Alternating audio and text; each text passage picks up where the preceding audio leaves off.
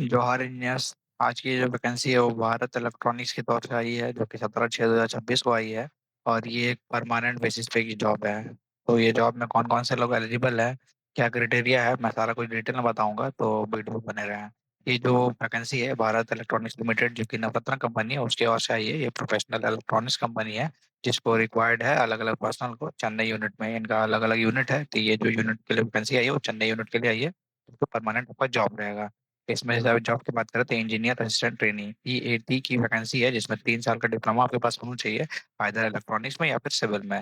जो number of post है वो 3 है, और एक है। इसमें OBC NCL आपके पास एक, PWS एक, SC एक, और इसमें UR एक।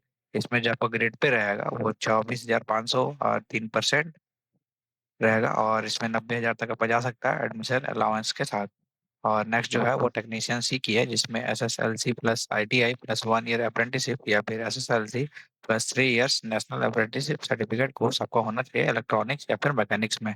इसमें जो नंबर ऑफ सीट है वो 3 है, और इसमें भी जो पे स्केल है वो आपका लगभग 82,000 तक जा सकता है।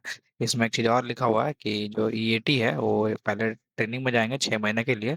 उसमें आपको 26,000 पर मंथ दिया जाएगा। उसके बाद जो आपका पे स्केल होगा उसमें आपको एब्जॉर्ब कर लिया जाएगा। अब इसमें जो एज लिमिट है वो एज लिमिट अब काउंट किया जाएगा 1/6/2026 से, जिसमें दोनों पोस्ट के लिए 28 साल मैक्सिमम एज रखा गया है। अगर आप कोई कैटेगरी से बिलोंग करते हैं तो आप एज रिलैक्सेशन ले सकते हैं।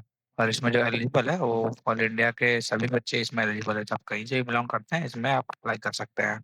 इसमें ध्यान देने वाली बात ये है कि जो बच्चे NCL OBC है उनका जो सर्टिफिकेट है वो 1/6/2025 का या फिर उसके बाद का बना हुआ होना चाहिए, तभी वो एलिजिबल होंगे। जब DP होगा तो उनको इसके बाद का सर्टिफिकेट दिखाना पड़ेगा। और जो EWS वाले बच्चे हैं उनको फाइनेंशियल ईयर 25-26 का दिखाना पड़ेगा, तभी वो अपना क्लेम कर सकते हैं।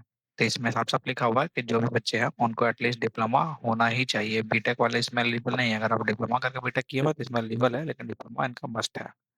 सिमिलरली इसी तरह टेक्नीशियन सी का भी दिया हुआ है। इसमें एक चीज और है कि एक्सपीरियंस तो बोला गया कि नहीं है, लेकिन इसमें क्या है कि रजिस्ट्रेशन होना चाहिए आपका तमिलनाडु एम्प्लॉयमेंट एक्सचेंज में। ये चीज करना बहुत आसान है, आराम से आप जाइएगा इसका एम्प्लॉयमेंट एक्सचेंज में और वहां पे जाके अपना रजिस्ट्रेशन कर लीजिएगा। 8/7/2026 से पहले आपका होना चाहिए, उससे पहले आपका एक्सपायर नहीं होना चाहिए। तो इसमें जो भी लोग रजिस्ट्रेशन कर लेंगे तो उनका फिर फायदा होगा, इसमें अप्लाई करने के लिए ईजी होगा। इसमें जो आपका मोड ऑफ सिलेक्शन है उसमें रिटर्न टेस्ट है, जो कि चेन्नई में आपका किया जाएगा। तो वहाँ पे जाके आपको टेस्ट देना है। जो रिटर्न टेस्ट का कॉल लेटर है वो आपको ईमेल के माध्यम से दे दिया जाएगा। इसका जो एग्जाम होगा वो OMR बेस्ड होगा, यानी कि ऑफलाइन होगा। इसमें 2 सेक्शन पे एग्जाम होगा, 150 नंबर का एग्जाम होगा, जो कि पहला 50 नंबर का पार्ट 1 होगा और पार्ट 2 100 नंबर का होगा। 50 नंबर पार्ट 1 में जनरल एप्टीट्यूड होगा, जिसमें कि नॉन टेक का पोर्शन रहेगा, एप्टीट्यूड रहेगा, logical reasoning, analytic comprehensive ability यानी कि इंग्लिश वगैरह रहेगा। ये सब सारा जीके जीएस रहेगा जनरल एप्टीट्यूड में। और टेक्निकल में आपका टोटल डोमेन से रहेगा, तो वही आप टेक्निकल डिप्लोमा किए हुए हैं उनसे 100 क्वेश्चन रहेगा। ये मिनिमम क्वालिफाइंग परसेंटेज मार्क्स दिया हुआ है जो आपका होना चाहिए। कट ऑफ के लिए आपको उससे ज़्यादा मार्क्स लाना पड़ेगा। जो रिटर्न टेस्ट होगा वो टेंटेटिवली जुलाई या अगस्त के मंथ में होगा, तो ज़्यादा टाइम नहीं है। फॉर्म भरना और प्रोफेशन में लग जाना है। ये अलाउंसेस भी अच्छे खासे है इसमें, कि बहुत सारे अलाउंसेस है। पहले आपको 6 महीना तक स्टाइपेंड में 24,000 रुपये दिया जाएगा, उसके बाद आपको एब्जॉर्ब कर लिया जाएगा। उसमें अलग अलग आपको जो भी बेनिफिट होता है कि ग्रुप इंश्योरेंस भी है, पेंशन वगैरह, ग्रेजुएट वगैरह सारा कुछ आपको दिया जाएगा। जो एप्लीकेशन फीस है वो आपका एप्लीकेशन फीस 250 प्लस 18% GST लगभग 295 रुपये लगेगा, जो कि general OBC NCL EWS category वालों को लगेगा। जो SC ST PWD या फिर एक्स सर्विसमैन कैंडिडेट है उनको कोई भी फीस नहीं लगेगा। अब इसको अप्लाई कैसे करना है? अप्लाई करने के लिए ये वाला लिंक है, इस लिंक में जाकर आप अप्लाई कर सकते हो। और इस PDF का लिंक मैं आपको डिस्क्रिप्शन में दे दूंगा, वहां से आप इस PDF को एक्सेस करके इस लिंक के थ्रू आप इसमें डायरेक्ट अप्लाई कर सकते हैं।